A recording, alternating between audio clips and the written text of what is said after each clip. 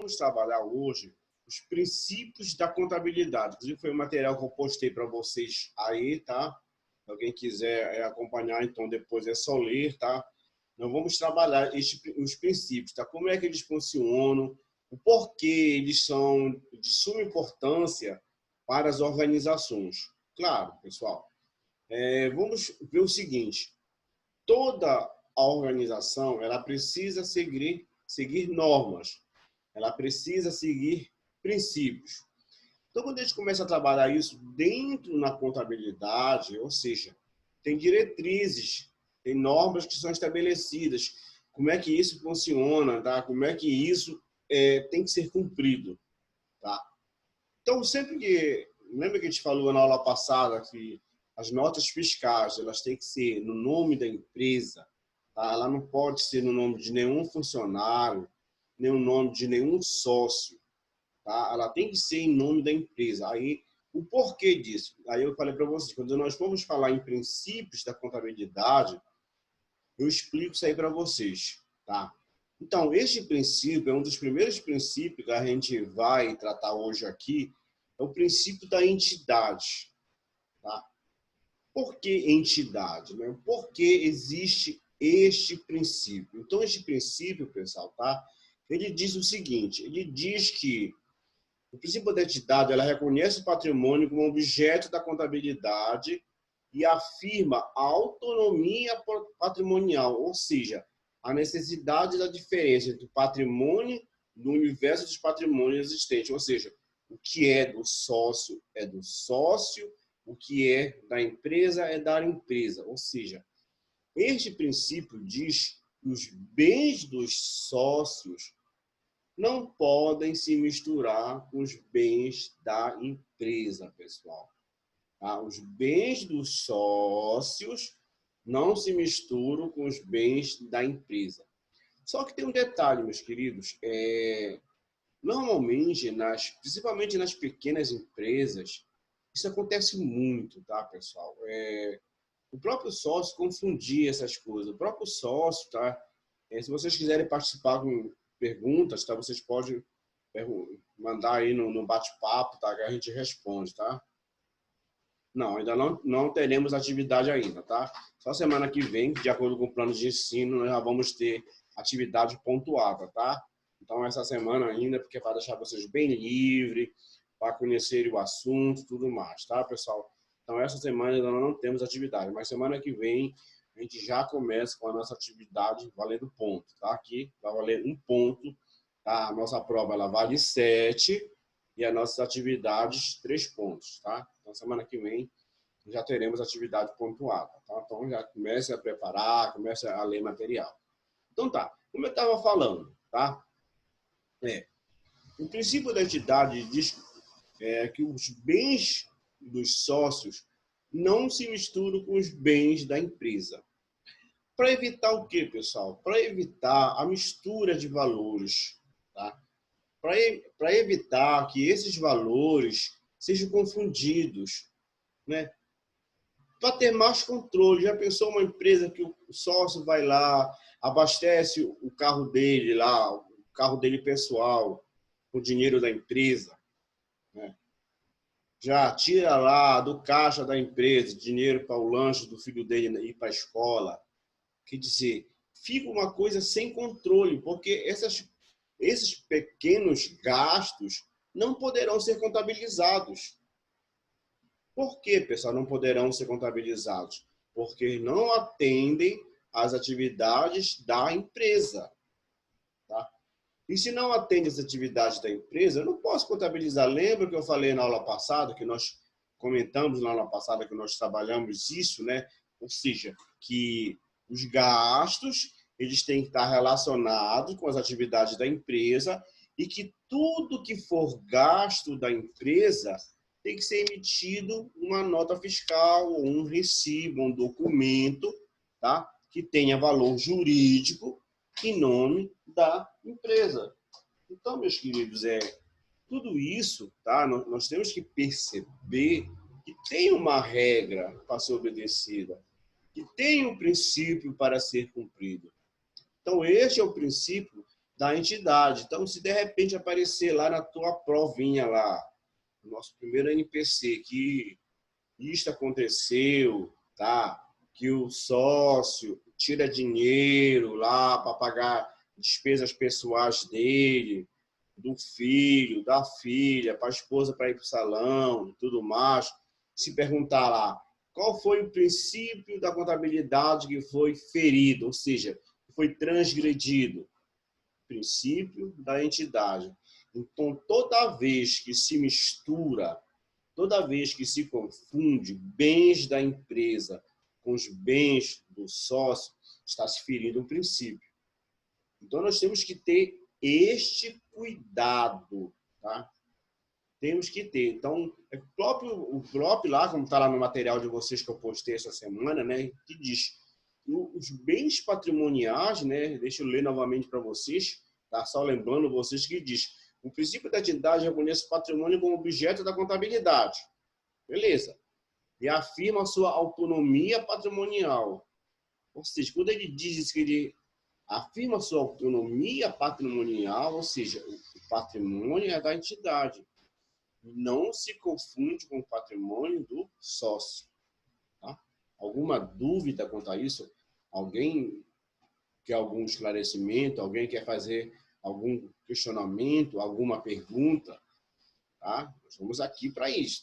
Tá? A gente não está aqui para confundir vocês, a gente está aqui para realmente tirar dúvidas. Tá? O nosso diálogo aqui, a nossa conversa é isso.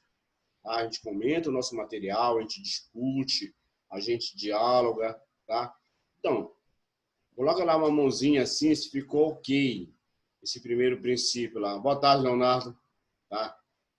Se realmente, ou se tem alguma dúvida quanto ao princípio da entidade. Vamos lá.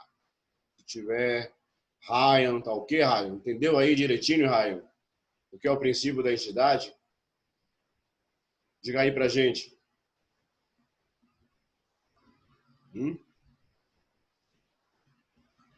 Tu tá com áudio, Ryan?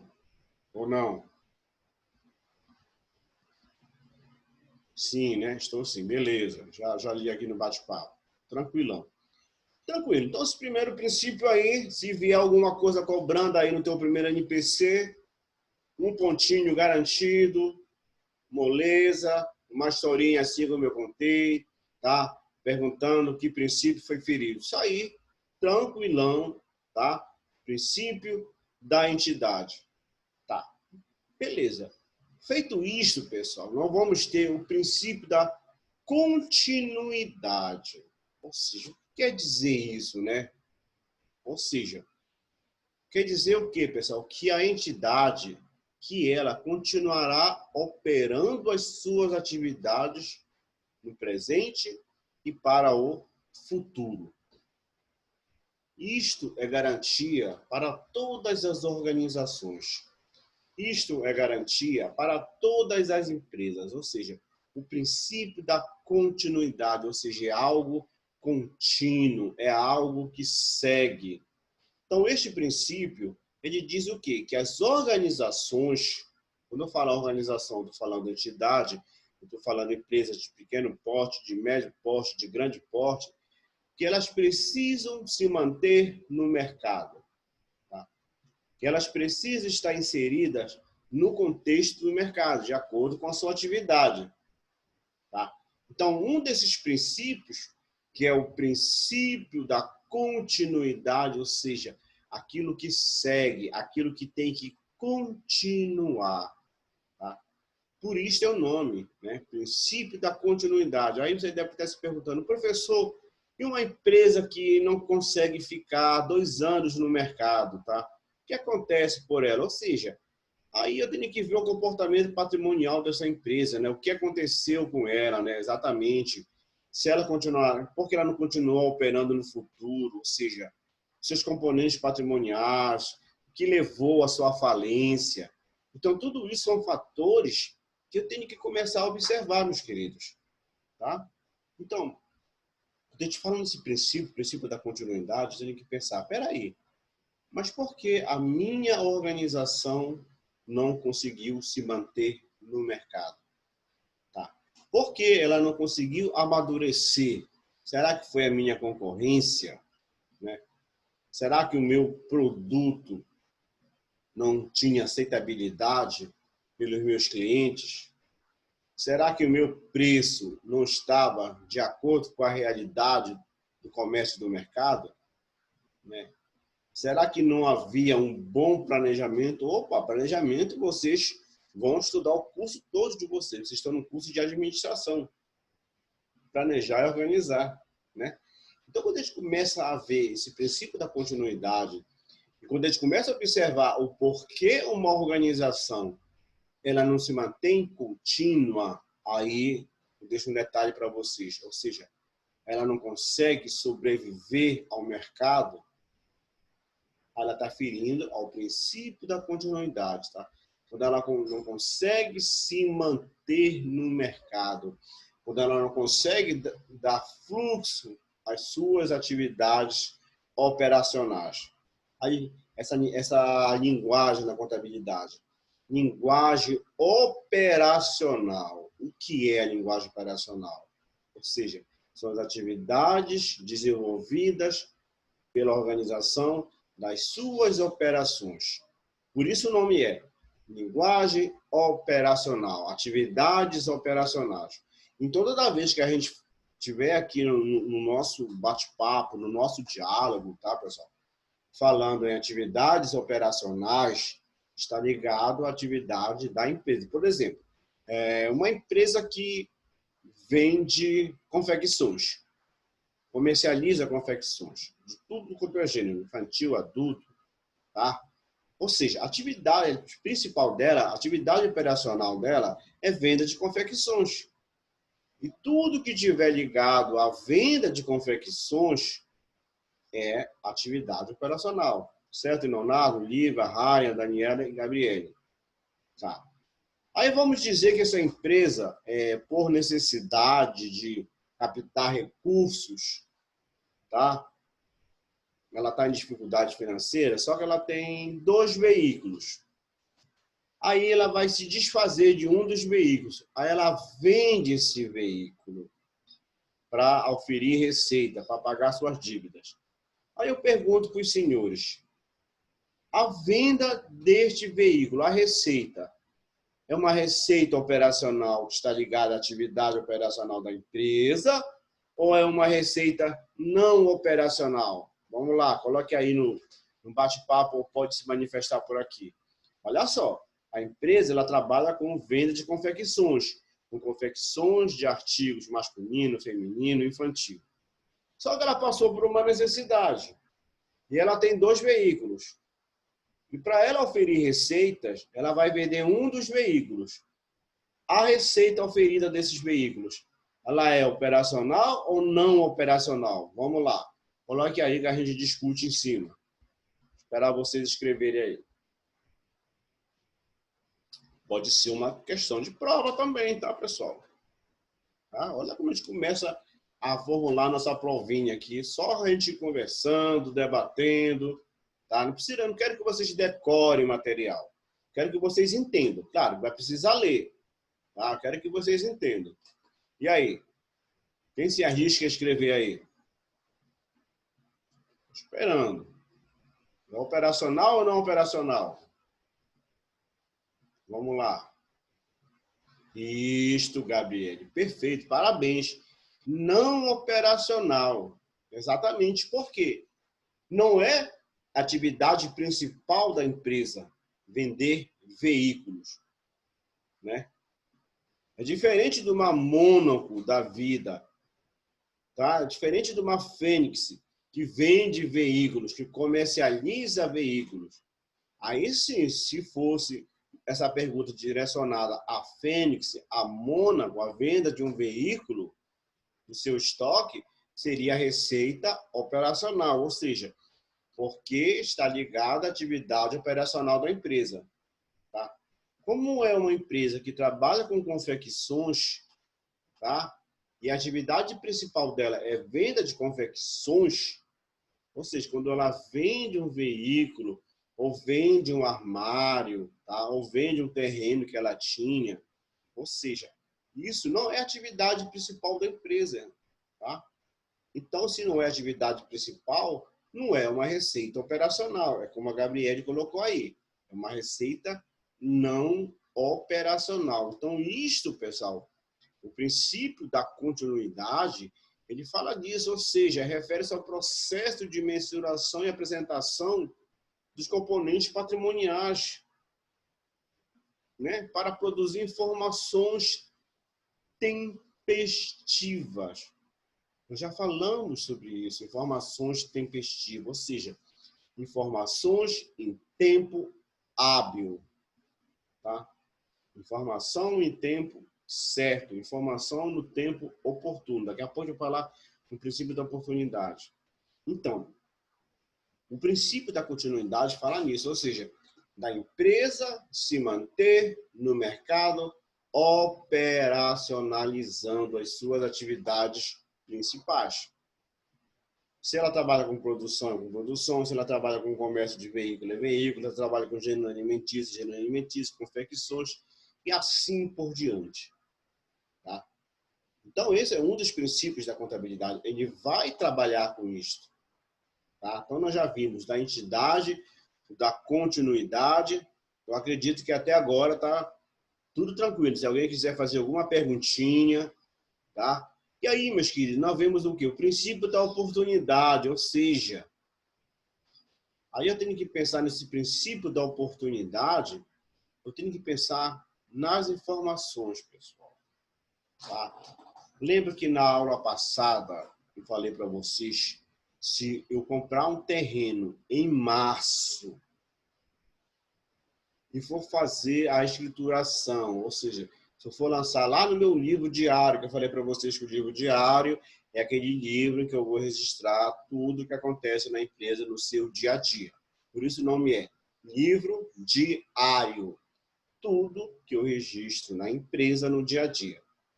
E já pensou se eu vou fazer esse registro do imóvel, o terreno que eu comprei em março, lá em julho, essa informação não foi tempestiva, ou seja, foi inoportuna, né? Eu perdi este tempo.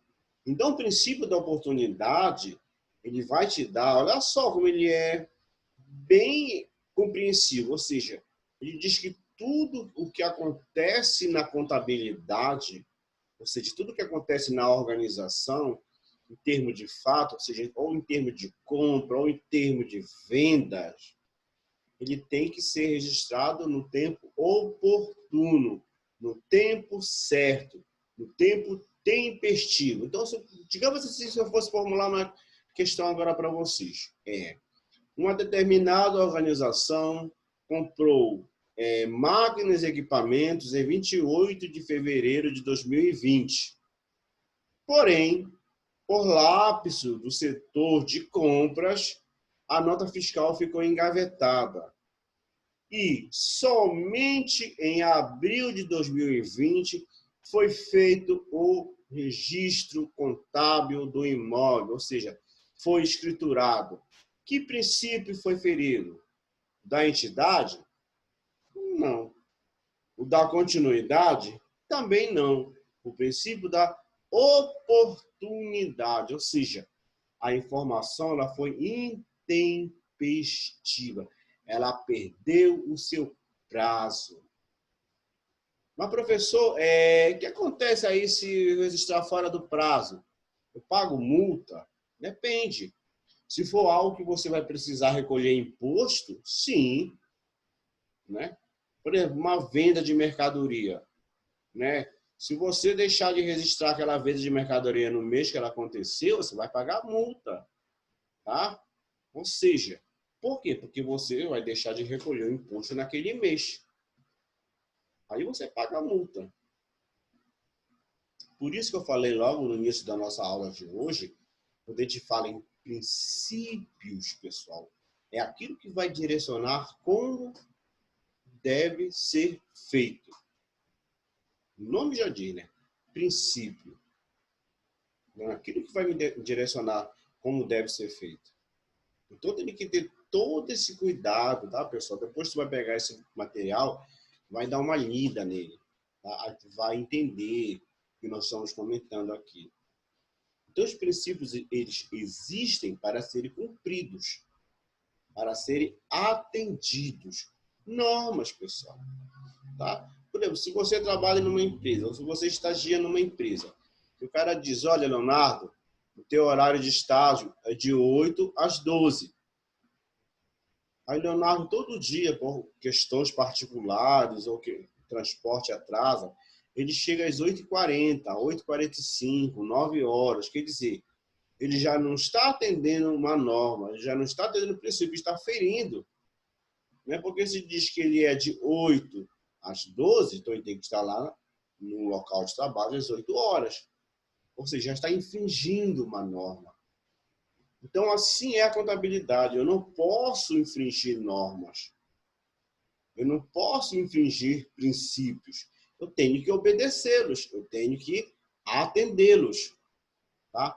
Então, quando a gente começa a falar nesses princípios, tá, pessoal? Eu tenho que começar a pensar, poxa, professor, então realmente cada princípio, né, aplicado dentro da contabilidade, ele tem que atender uma regulamentação, né? Ou seja, ele tem que realmente ser atendido, né?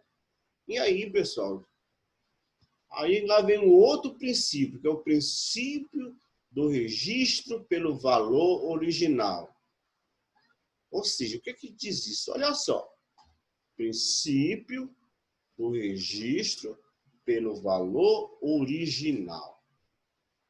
Ou seja, este princípio quer dizer o quê? Que todos os componentes patrimoniais, ou seja, tudo que eu comprar para a minha empresa, para a minha organização, ele tem que ser efetuado o seu registro, ou seja, lá no meu livro diário, na contabilidade, pelo seu valor de compra, pelo seu valor original em moeda nacional. Tá?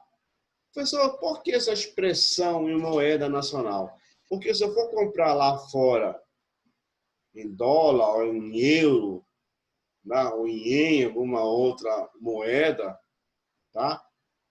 Ou em Guarani, que é do Paraguai, eu tenho que convertê-lo para a moeda nacional. Mas não se preocupe que a gente não vai tratar nesse estilo uma questão.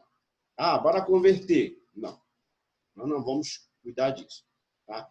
Então, por isso que esse princípio diz que os elementos que compõem o patrimônio da organização devem ser registrados pelo seu valor original, em moeda nacional, na data da sua transação. Ou seja, pessoal, o que é isto? Na data da sua transação. Espera aí.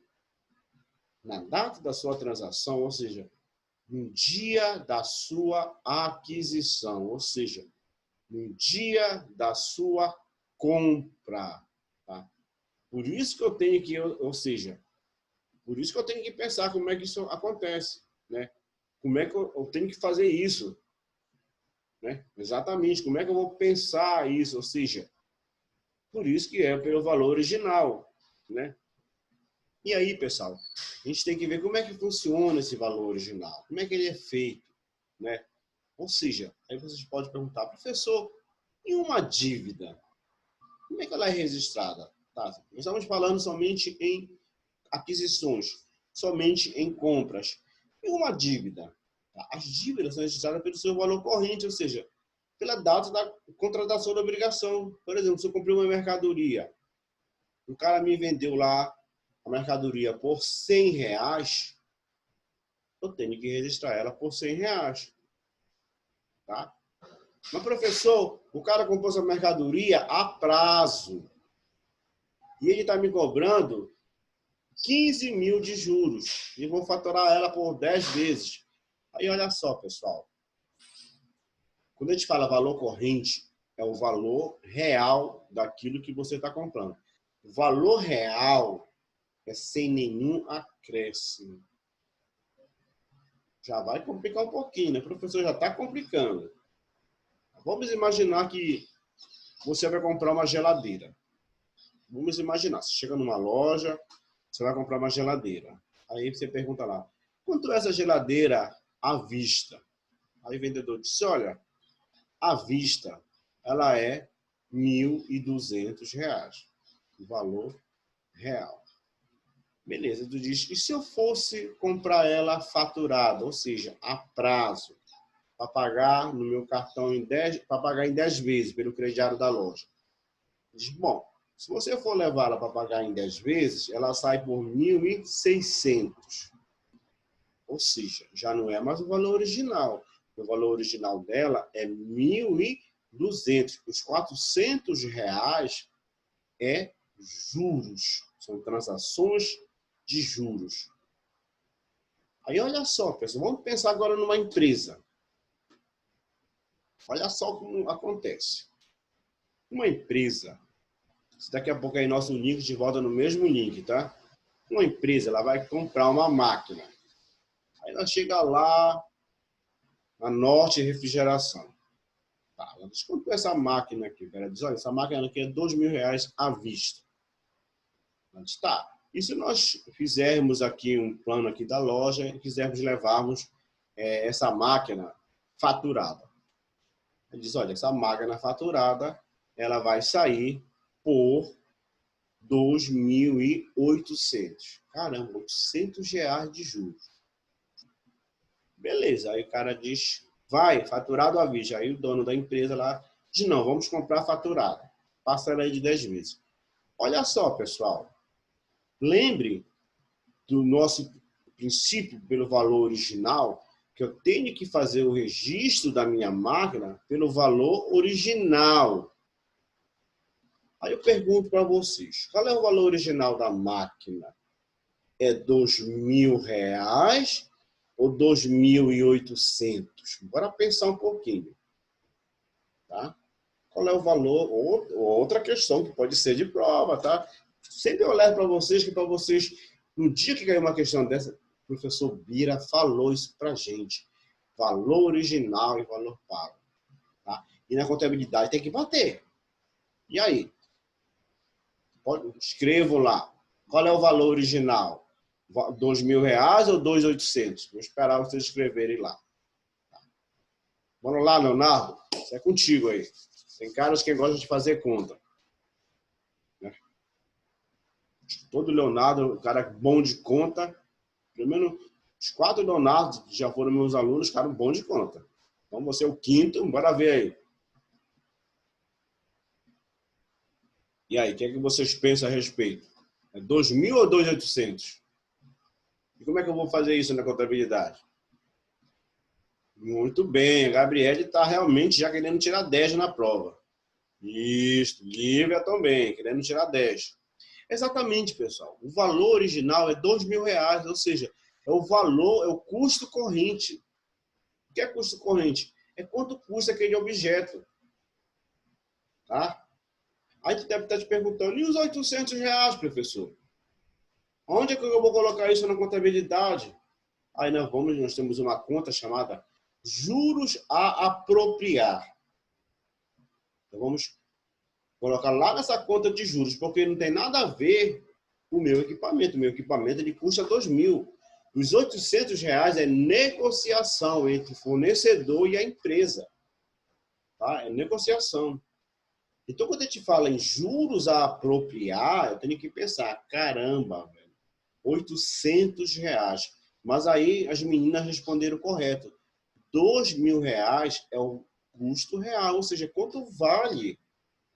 Né? Então, cuidado com esses detalhes. A contabilidade, gente, ela tem esses detalhes. Tá? Então, nós temos que ter esse cuidado. É quanto vale. Tá? Então, quando a gente começa a trabalhar isso, então vocês que bom que vocês começaram a perceber, tá? Que bom que vocês estão entendendo como é que isto funciona para nós, para vocês, como é que isso funciona no dia a dia da empresa. Confunde um pouco, às vezes confunde, né? Porque tu pensa, o cara vai me dar uma nota lá de 2.800, né? Exatamente, mas aí eu tenho que ver, pessoal, que 2.800 o valor da mercadoria é R$ 2.000, 800 é juros, né? Aí eu tenho que ver, juros a apropriar, tá? A gente vai aprender isso quando a gente for fazer os nossos lançamentos contábeis, a gente vai fazer direitinho como é que isso fica discriminado. Não se preocupe quanto a isto, tá? Nós vamos fazer o passo a passo. Como é que funciona? Como é que isto é conduzido? Tá? No momento, vamos entender. Que nós entendendo isso daí, na hora que a gente for fazer a escrituração, tá? Direitinho, tá? A gente vai entender, caramba, a pessoa vira de 2.000 o valor da mercadoria, 800, aí se tiver imposto, ainda não vou complicar agora, só depois isso. A gente vai lá, registra. Então, pessoal, quando a gente começa a falar em esse princípio, né, do registro pelo valor original, quando a gente fala em valor em custo corrente, né, ou seja, em valor realizado, ou seja, são os valores de caixa, assim também são o quê? As despesas, tá? Ou seja, aí eu tenho valor justo, aí eu tenho que ver o que é um valor justo, né? O que é um valor justo? Eu tenho que pensar o seguinte: o valor justo é quanto vale aquele meu bem no mercado, tá? Por exemplo, para pensar o seguinte, a empresa ela tem um terreno. Ela comprou esse terreno ano passado.